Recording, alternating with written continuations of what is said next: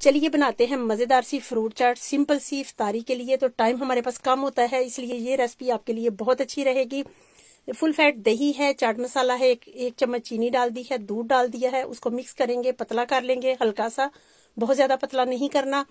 केला और सेब ज़रूरी है, बाकी जो भी फल आपको मिल जाए, जो भी आपके घर में है वो डालिए। हस्बैंड को तंग नहीं करना कि उन्हें फ्रूट ले आके दो तो यह ले आके दो, जो मिल जाए वो डाल लीजिए। मज़े की चाट इंशाल्लाह बनेगी। अगर आप उबले चने भी कहीं कहीं डालना चाहते हैं वो भी डाल सकते हैं। शर्त यह है कि काटने की स्पीड आपकी इतनी ही तेज़ होनी चाहिए, 1 मिनट में ये आपने रेसिपी बनानी है, क्योंकि इफ्तारी के टाइम हमारे पास टाइम कम होता है। सारा कुछ हम काट के हम करेंगे इसको मिक्स, और इसके ऊपर हम डालेंगे बादाम, खजूरें काट के डाल देंगे। तो बड़ी मज़े की चाट बनेगी। आपने ज़रूर बताना है कि आपको कैसी लगी। केले 2 पकड़ लीजिए ताकि टाइम बच जाएगा आपका। मिक्स करके ऊपर डाल देंगे सारी चीज़ें। तो बताइएगा कैसी लगी। ओके जी, बाय। दुआ में याद रखना। अल्लाह हाफिज़।